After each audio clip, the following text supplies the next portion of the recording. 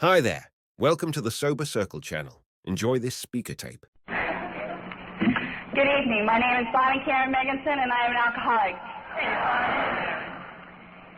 And I'd like to tell you that I'm nervous. I'm not nervous, but I am, as you can tell.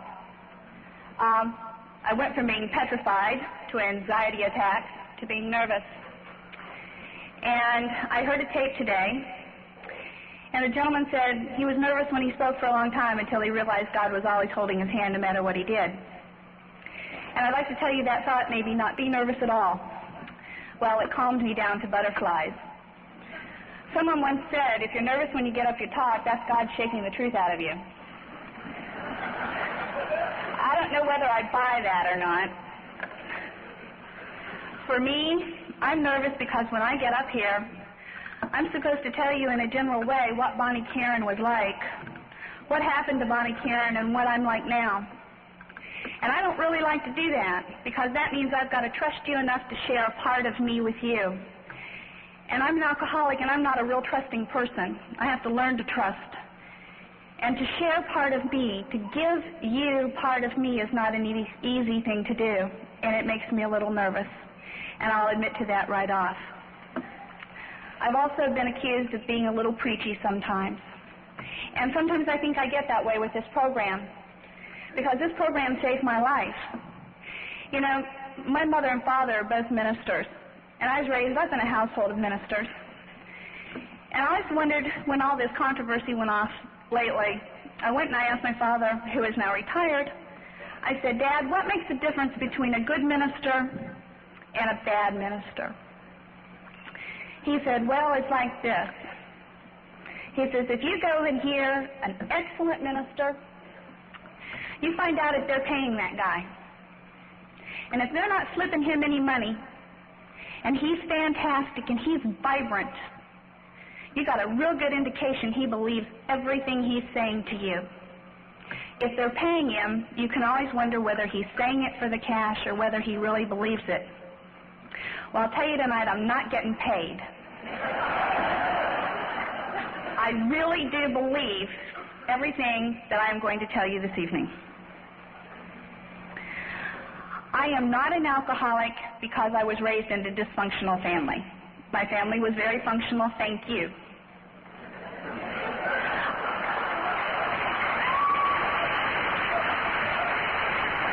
I am an alcoholic because I drank too much, and the actions and reactions to my drinking caused my life to be in a horrible mess.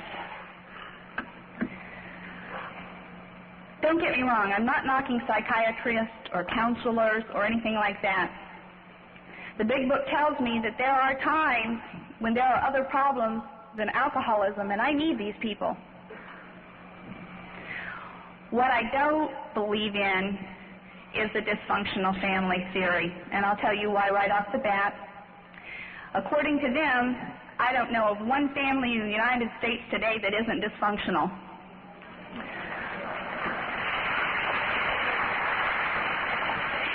And I believe this program of Alcoholics Anonymous is for those of us who are alcoholics, not wannabe alcoholics. I am totally amazed at how many people in society want to be alcoholics. When they told me I was going to be an alcoholic or I was an alcoholic, that's the last thing I wanted to hear. I was not beating down the doors to get in and join you people. As I said, I was raised in a home with ministers. I'm not an only child. I have an older sister. I was raised in the mining towns. Alcohol was not a part of my family life. I do remember laying at night and listening to the honky-tonk down the street and thinking what wonderful music came out of there and how much fun those people must be having.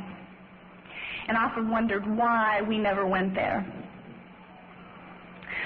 But being a good child, I never asked too much. I had a normal childhood, as most normal childhoods go. My parents did the best they could with what they had at that given time. They loved me. They took care of me the best they could. And I went on about growing up. When I did start to drink, I drank to make my life manageable. My life had become unmanageable. I had so much pain inside of me. You've heard the story of the hole in the soul. I didn't have a hole in the soul because I'm not too sure I had a soul by then to have a hole in.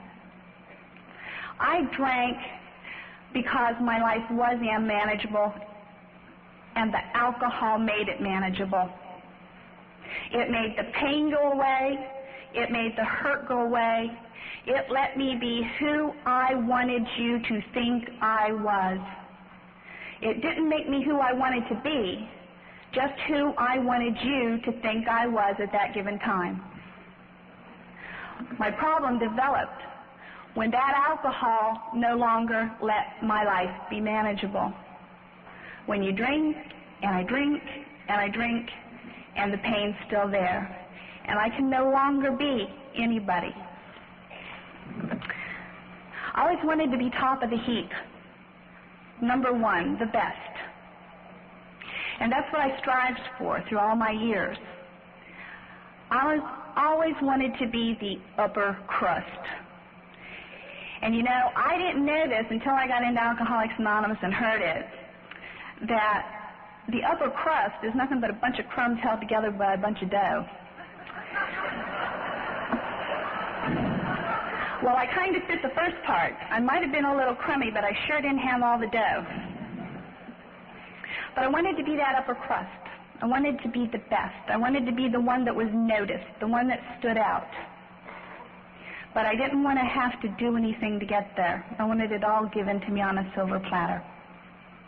Because growing up had been easy for me, so therefore life should be easy for me. Life wasn't easy for me. I married young, not real young, but young. I married into an alcoholic marriage. I did all the things that good Al-Anons do. I hid the keys. I covered at work. And then I drank with him. And then I drank at him. And then I learned to drink real good. I went to work for the illustrious division of our government called the United States Navy. And the big boys taught me how to drink like a big boy, because if you're going to play with the big boys, you drink like them. You work hard, you play hard. And people just kind of look at me like I'm a little off my rocker. My drink of choice is a Mai Tai followed by a Boilermaker chaser. And I still think that is the most elegant way to drink. You satisfy the lady in you with the Mai Tai, and you satisfy the big boy in you with a Boilermaker chaser. What better way to get drunk? What better way to end the pain? What better way to make a fool of yourself?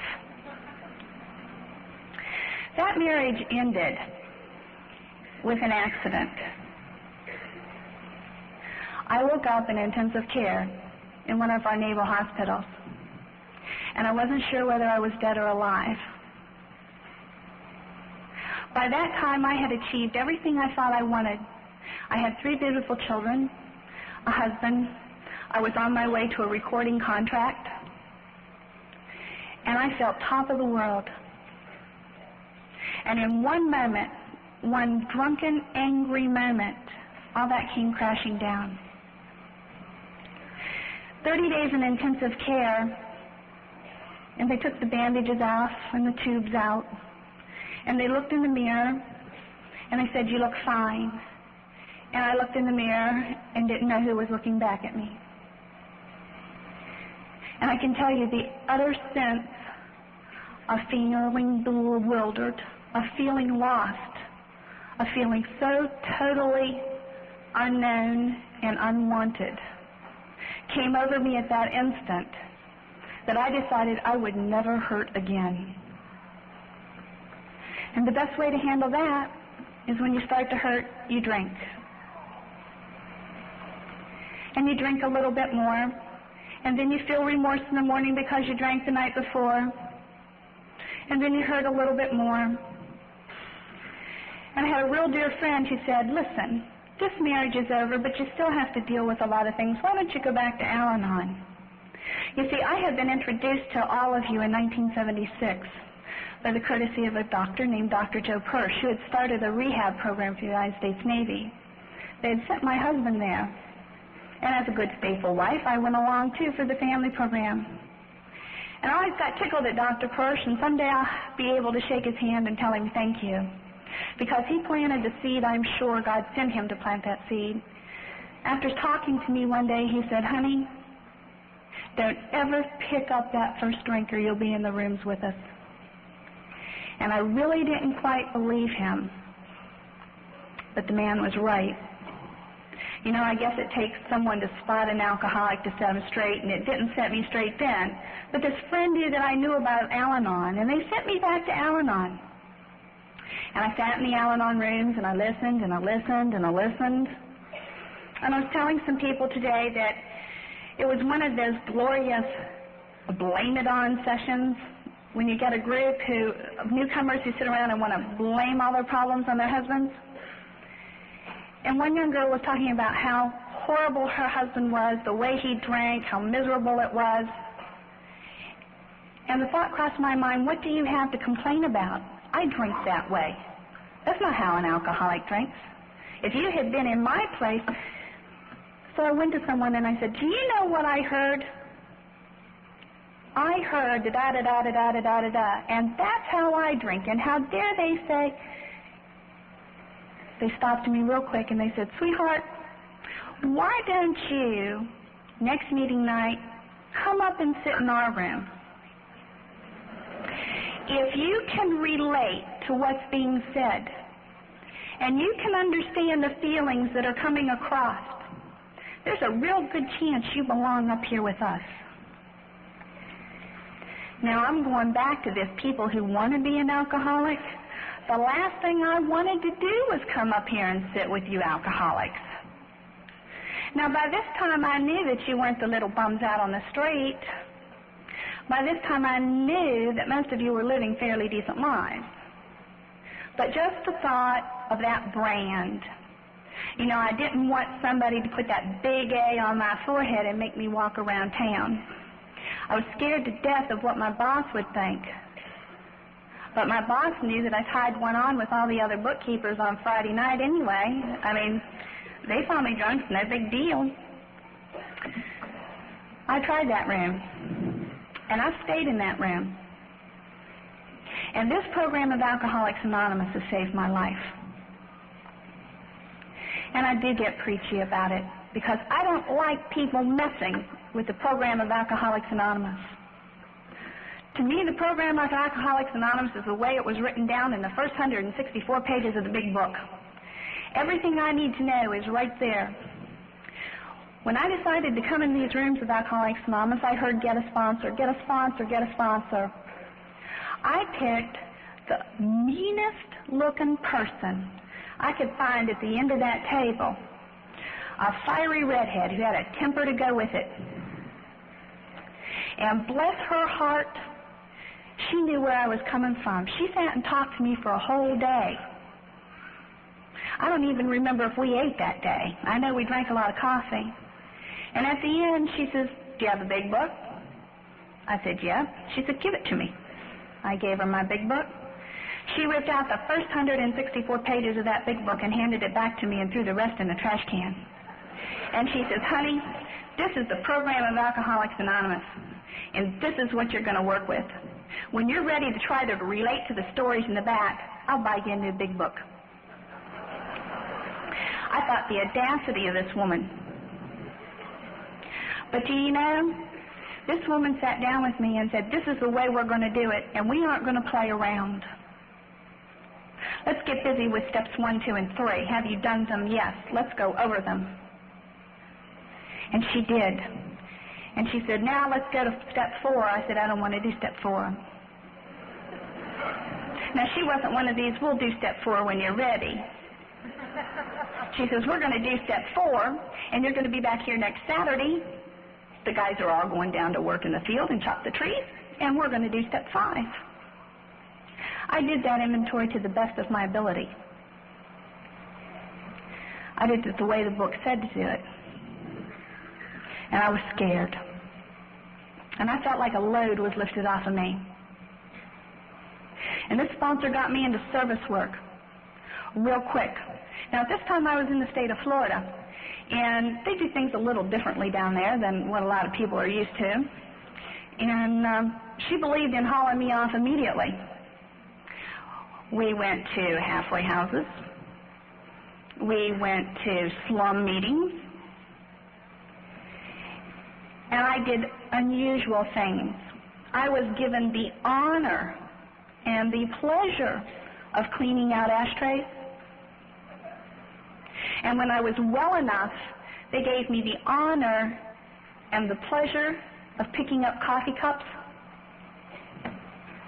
Now, see, I thought I was ready to go straight to handing out chips or something.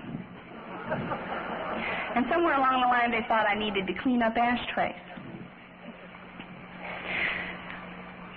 I look back on that now as a healing process because it's some of those old-timers who stay around and clean up ashtrays, too. It was then that I learned the certain little gems, the experiences, the strength, and the hopes that these older people in the program shared. The one-on-ones. You know, when I came into this program, I was in pretty bad shape mentally. Now, let's get real honest. I was in real bad shape mentally. I could go to work. I could function. I could clean a house. But see, when I had my accident, they rebuilt part of me. And sometimes the little things up here, there's a lady in AA, Peggy, that talks about how these little things talk to these little things. And she says a lot of people who mess around and they're real bad alcoholics, sometimes when they go like this and they don't connect. Well, my little things still talk to my little things, but they couldn't connect. And they had to find new paths.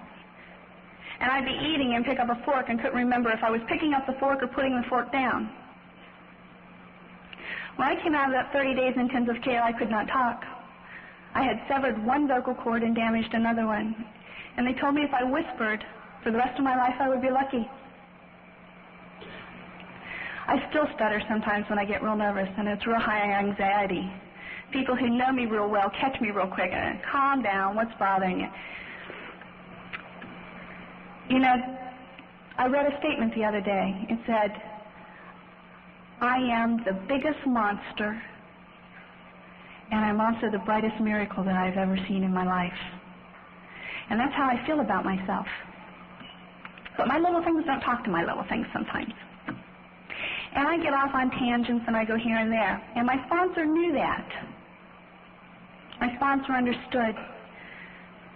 So she laid down things I could do, basic things. And she would call me in the morning and say, what are you wearing to work? Have you put supper out? Did you make sure to pack your husband's lunch? And after a while, these things got a little monotonous. And I finally went to her and I said, why do you call me all the time with this simple stuff? And she says, oh, you must be getting better. You're getting angry enough to come ask me. If you ask me, that means you remember. If you remember, you must be getting better. I felt I was getting better, and I got transferred. The whole family got transferred. And I came to an area where sobriety was different. Now, for those of you who live in one area, get sober in one area, and have your roots ripped out from underneath of you, and you go to a new meeting and it's altogether different in that area, hang on. You'll find the right meeting. Don't give up. It's there somewhere. See, I wanted to give up when I couldn't find the same thing I'd had in Florida. I wanted to give up completely, but I didn't. I had enough people in my life who wouldn't let me. Now, I'd like to tell you that I moved to this area we went to, and life was rosy and kind.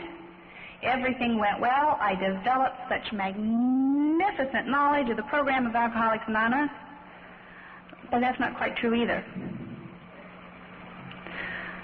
I kind of flitted from sponsor to sponsor. Have you ever heard of a sponsor butterfly? You know?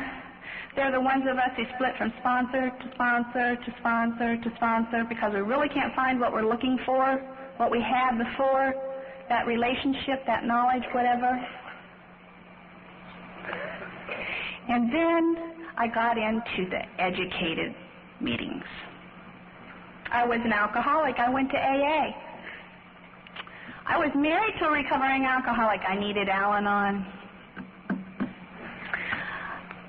I came from a dysfunctional family. So this other person over here sent me to ACOA. Do not get me started on ACOA. They sent me to Weight Watchers. They sent me here. They sent me there. And all of a sudden, my inside started going, And I felt pulled 100 different directions. And I didn't know which way I was going or coming. Now, I'm going to tell you newcomers something that you don't hear from behind the podiums a lot. If you're on a rosy cloud, bless you. But grab hold of somebody who knows this program inside and out and goes by the big book. Because somewhere down the line in sobriety, you got to be prepared when your world falls out from underneath you. And there ain't nothing left. And there's nobody left. And you don't know whether you're coming or going. And that had happened to me. It is a real mind-boggler. When you've got 6 to 8 years of sobriety in the program of Alcoholics Anonymous and suicide becomes a viable option again. See, I had gotten some of that egotism back, and the self-pride wouldn't let me go out and drink. But the pain wouldn't let me go on living either. If somebody ever tells you suicide's not a viable option, tell them to come talk to me. See, when my life was so unmanageable and I went to drink to make it manageable, I had 3 options. I could drink and make it manageable. I could do something about it, else change my way of life, or I could commit suicide. I chose to drink. When the drink couldn't hold it anymore, I had 2 options left. I could either do something about the pain, or I could commit suicide. And it was a viable option. I would not hurt anymore. Those options came back in sobriety. Here I am, someone who is supposedly working this program. Someone who supposedly knows what they're doing. I sponsor people. I can't be this crazy. I can't be out to lunch. I know what the big book says. I do what I'm told. But if I could have gotten my hands on a gun, there were many a days I would have blown my brains out because the pain was so great I couldn't go on. So I did the next best thing for an alcoholic who's too proud to go drink. I hid inside myself. I hid inside my pain. I hid inside Alcoholics Anonymous.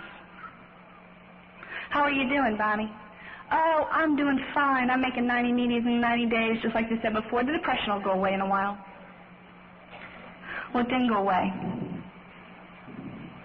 And I kept looking for that one person who I could connect with that could say, I understand that you're hurting, but there is a solution. That chapter, there is a solution in the big book, is for alcoholics. It doesn't mean just drinking alcoholics. It doesn't mean just newcomers. That chapter means there is a solution for those of us who forget to practice this program. I heard a speaker here 2 years ago. That speaker kept getting thrown back in my life and thrown back in my life.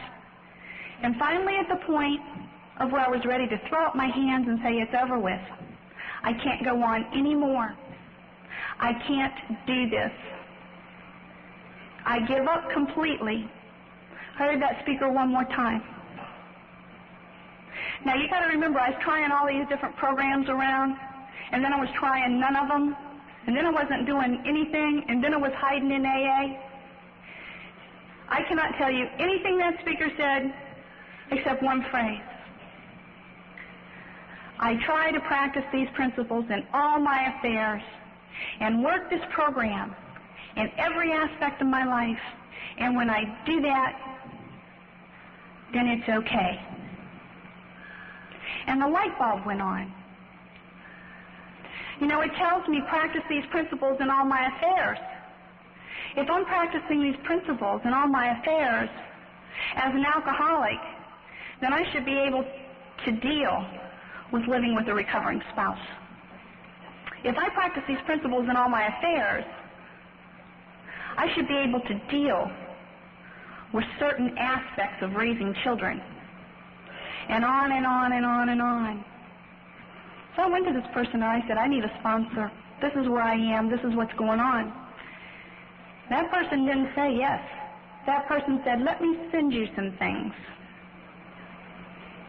And I got a whole pamphlet full of stuff. This is what I expect out of people I sponsor. Somebody wanted me to do something. I'm not a newcomer here, you know. I don't have to do this. Yes, you do. How badly do you want what I have? Real bad. I want that solid marriage. I want that gleam in the eye. I want the smile on the face. I want the peace of mind. I don't want the pain anymore. And I once again, at 8 years sobriety, 8.5, became willing to do what is ever necessary to get to that goal, to get to where that person was in sobriety. And I'd like to tell you that has been an easy road. It has not. What I had to do was go back to the big books of Alcoholics Anonymous and start from the beginning. I did another 4-step inventory and dealt with all the garbage that I'd never dealt with before. That I had to trust one person with every bit of me. Now, even in sobriety, with a sponsor, that's not easy. And when I was working on that 4-step inventory, I reached a point, and I let that inventory sit for like 4 days, and I finally called up my sponsor and I said, I can't do this. I can't go any further. Yes, you can. No, I can't. Yes, you can.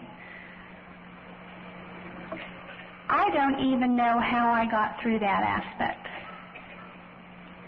You see, during that last period, those few years, last years of sobriety, I had buried a husband with cancer.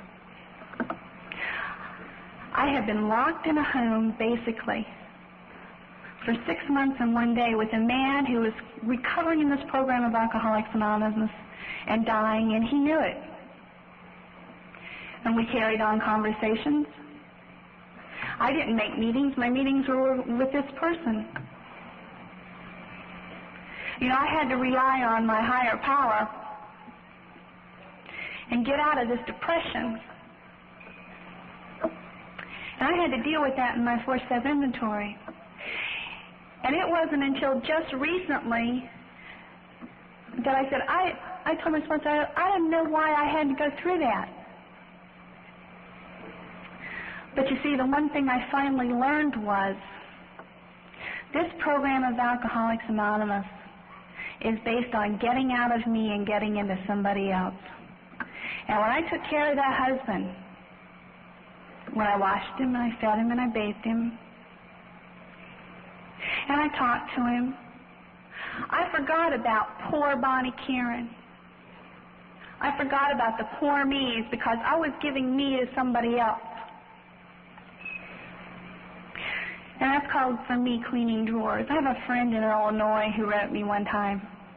And she said, call me. So I called her and I said, what are you doing? And she said, I'm cleaning out drawers.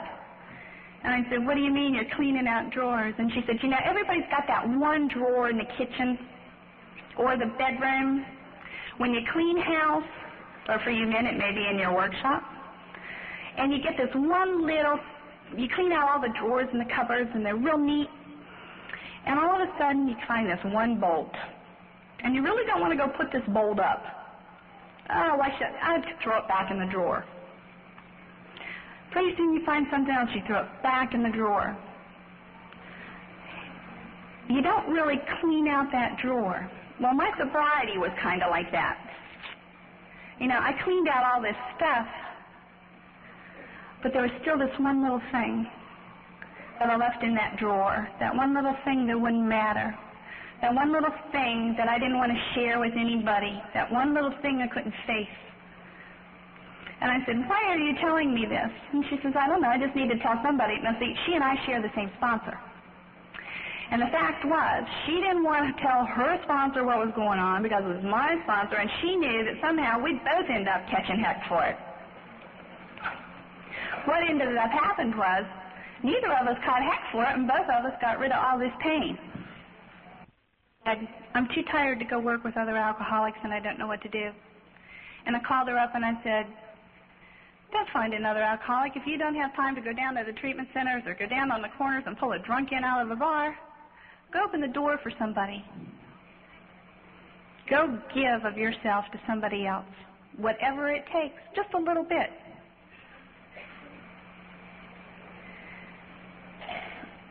I was laughing tonight while they read How It Works. And I thought back the first time I heard those steps of Alcoholics Anonymous. I thought, what a crock of garbage. How can 12 little steps change everything? Well, those 12 little steps don't actually change everything. Those 12 little steps are a tool I use to change Bonnie Karen. See, my disease is threefold. It's physical, it's mental, and it's spiritual. If you have 30 days sobriety, if you have 30 days in here without drinking, physically wise, you are as sober as I am here standing before you with almost 10 years. That's not the part I have to worry about. The part I was having problem was with the spiritual. See, I got the mental straightened out. Doctors told me what I could expect and how to deal with it and how to work around it. They told me that there would be obsessions. And I dealt with all of that. But what I didn't deal with was the spiritual. Now, I'm not going to preach God to all of you. I'm not going to preach religion to any of you.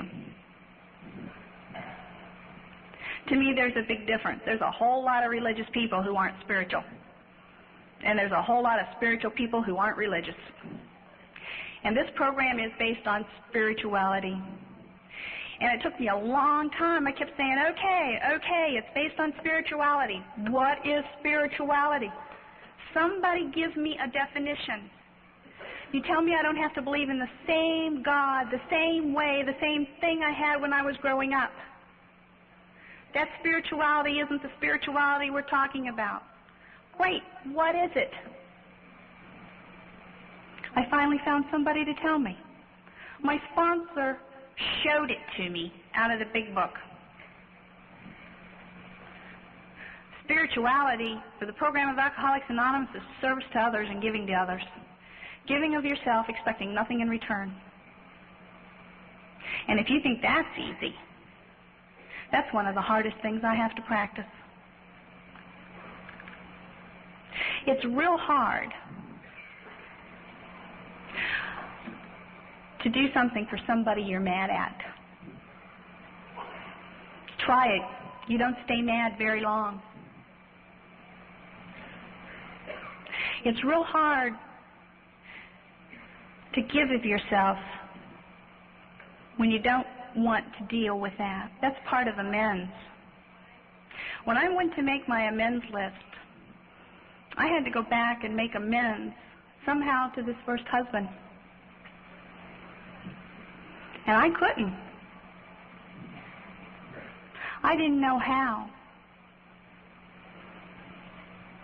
And I came to hear that amends wasn't saying I'm sorry. And amends is a fix-it. You broke it, baby. You go out and fix it somehow. One way or the other. And I did. I fixed it where it hurt the worst for me. I did it in a monetary manner. I did something for somebody else in that person's name in a monetary fashion. And you know something? The hate and the resentment and the hurt from that accident went away. It didn't go away overnight. I felt better after I sent that check out. But when I sat back and looked at it just recently, there's no hate and animosity there. And that's a good feeling, because I've lived with that for over 10 years. Now, I'm not going to go back and dig up all of that with him ever again. That's dealt with. And I don't like to make amends, because that means I have to go to somebody or do something and put myself on the line, and I don't like being on the line. See, I don't like being an alcoholic. I'll admit to it, I'll accept it, and I'll work at getting better. And see, I don't have to work at not drinking. I don't drink today. What I have to keep working at is that spirituality. That giving of me to somebody else. Whether it be in a smile, or like I said, holding the door for somebody, or taking 5 minutes to listen to a kid who wants to tell you what happened in school that day. Picking up a shell off the beach and handing it to a small child. I love to watch children, and I'm glad that God gave me the chance to become a small child again, where my relationship with my sponsor is. See, I learn from my sponsor, and I feel a little teachable. They may not agree with that at times, but I'm like that little child. Give me something. Give me a gleam of this program working in my own life, and I've had a benefit for the day. It makes the whole day better. Now, those of you who thought you were going to get real lucky tonight and hear the story of St. Doug, you're out of luck. See, I'm married to this gentleman who does the taping, but I don't know about his drinking. We've only been married 2 years. We met in this program. We married in this program. I will tell you this. Do I work this program in the marriage every day of my life to the best of my ability? Do I work this program every day of my life to the best of my ability with my children? With my friends? Probably not as much as I should. Some days I'm great at it. Some days I fall very, very short. And that's not because I'm an alcoholic. That's because I'm human. Do I turn everything over to God? No. You see, God, if I have a problem with my family, I'm not going to turn them over to God. God will give them right back to me and say, man, you deal with them. I don't want to mess with them right now. They're your problem, sweetheart. You deal with it. There's a place in our big book that tells me that what I do is I get up for the day. And I say, okay, God, here I am today. And I go about doing my due. I do what I have to do that day to the best of my ability, the way I can. And I leave the outcome of that day up to God. You see, if I have $1,200 worth of hot checks out there, I can't turn them over to God. God ain't going to deal with $1,200 worth of hot checks. I mean, God has all the cash he needs. But he hasn't let me win the lottery yet, or anything like that. He expects me to do something about it and let the outcome be up to him. So I go about my business during the day, doing the best I can, sometimes working with another alcoholic, sometimes just working with another person. And when I lay down in bed at night, I try to make a list up here in my head. And if the sheet balances out pretty good, then I've done okay for that day. I still get that feeling that sometimes there's no soul. You see, when I came into this program, I wasn't morally bankrupt. I wasn't even sure I had any morals left. I knew I didn't have any concept of God left. And I sure didn't like me very much at all. And I'd like to tell you that I've forgiven myself for everything I've ever done, but that's not true. And I don't buy the part that says you have to love and forgive yourself first before you can forgive anybody else. You see, it was easy for me to forgive a lot of people, a lot of things, but I still couldn't forgive myself of some things. But I work on it to the best of my ability. Did I like having to go back and start over from the beginning? No. Do I appreciate it? Now, yes. Now, Frida was telling you that I tried to run away. That's not quite true. You see, I got real nervous about being up here. The last time I ever talked before a group this size, Jeff, I fell out of my shoes. Now, some of you don't go back far enough, or you weren't racy enough or whatever to know of Frederick's of Hollywood. Yeah. They used to have these 6-inch stiletto heels. Now, they've got me on a little box here because if I step off, you can't see me behind this podium. So I used to wear these 6-inch stiletto heels, and I was walking across the stage in West Virginia, and it was an old stage, and the boards had separated. Now, the reason I was in those was because the person that was supposed to talk that night didn't show up. They were fogged in, so I had to switch places. And my heel caught in one of those boards that had separated, and I landed flat on my keister on the floor. Now, that's very ego-deflating. And I thought, I can never do this again. And I did it again. I got up in front of people, no problem. You see, I haven't been in front of a lot of you for a long time because I walked into a meeting to speak one night, and the chairman took me aside, and I was told, well, you don't tell anybody here what they have to say, but in this meeting we don't like to talk about the steps. And in this meeting, we really don't like to hear about the traditions. We like to be entertained a little bit. And my mind's going 90 miles an hour.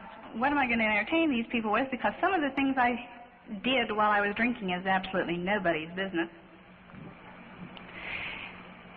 And then the kicker was, oh, don't mention God. You may scare off the newcomers. And I grabbed my purse and said, don't mention my name. I'm out of here. Go find yourself another speaker.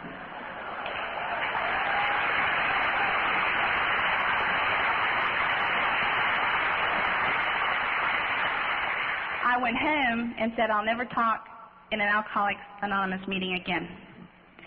Somewhere along the line, we've lost the program. Somewhere along the line, we've lost all the old-timers. The ones who, when you go into a meeting and they say, I want to talk about separation tonight. And the old-timer would say, wait a minute, we talk about alcohol here.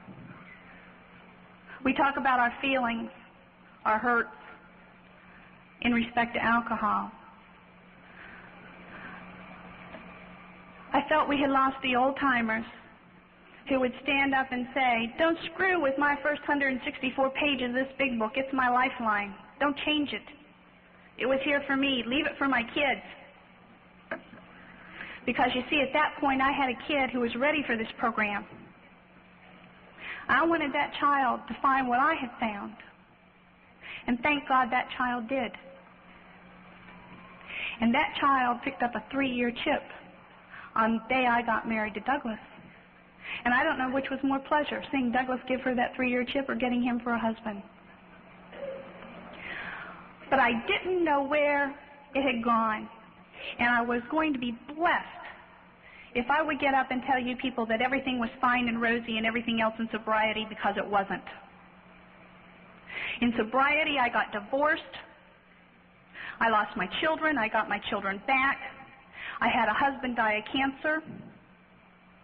In sobriety, I faced criminal charges. It took 2 years before I could stand before a judge and hear those blessed words. All charges dropped, case dismissed. That was in sobriety. I went through the first part of it alone. The second part I didn't because I had a sponsor. I didn't go nuts. I didn't drink. I went a little crazy some days.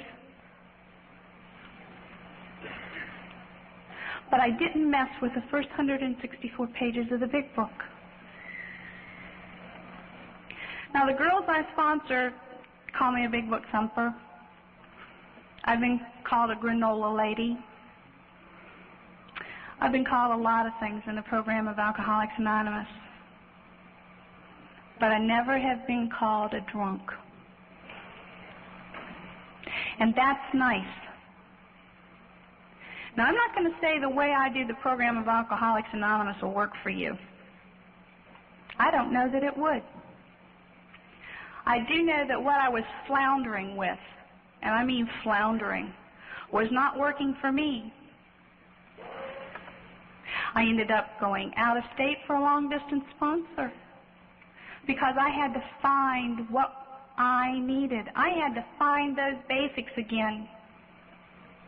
And please, old-timers out there, I know that the meetings get smoky.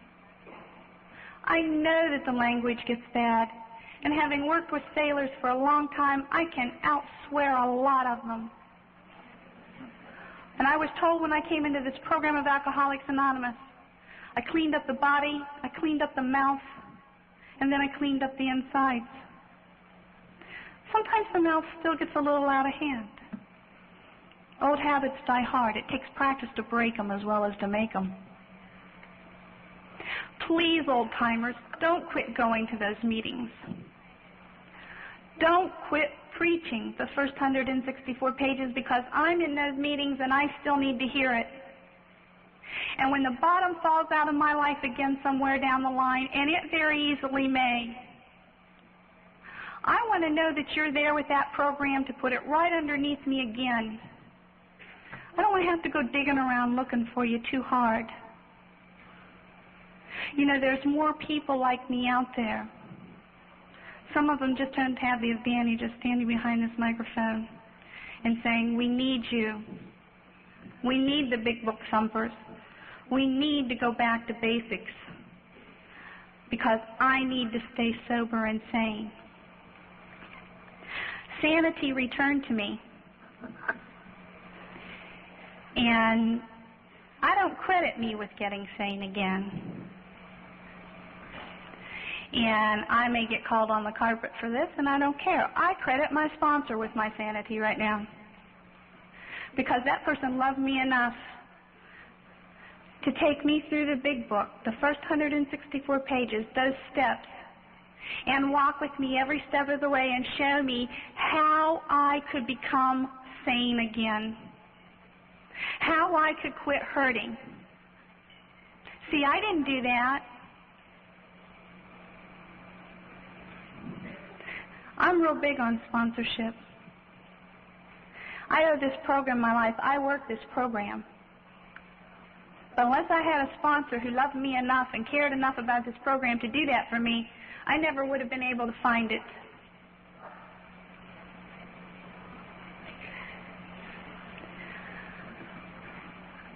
I'm not going to say that your program's wrong. I can't do that. I'm not going to say that my program's right. It's right for me. And the way I work it is right for me. And if I've offended you, I really didn't mean to. I'm up here to tell you what it's like for Bonnie Karen. I'm clean outside. I didn't eat in this tonight. By the way, there's a standard joke in the state of Maryland. You can dress me up, just don't take me out to eat in what you want me to appear in because I wear half of it home. I've had some old-timers in Maryland threaten to buy me a bib. I'm clean. I work hard at my program. I'm sane. God has restored me to sanity. I work hard at service work, whether it's with another alcoholic or another program person, or whether it's just another person in the street. I try to get rid of all the pain by doing for somebody else. I wallow in it sometimes. I allow myself my self-pity. I allow myself my poor me's. But when I'm ready to get out of it, I go do something for somebody else. Because it's real hard to wallow in that self-pity when you're doing something for somebody else.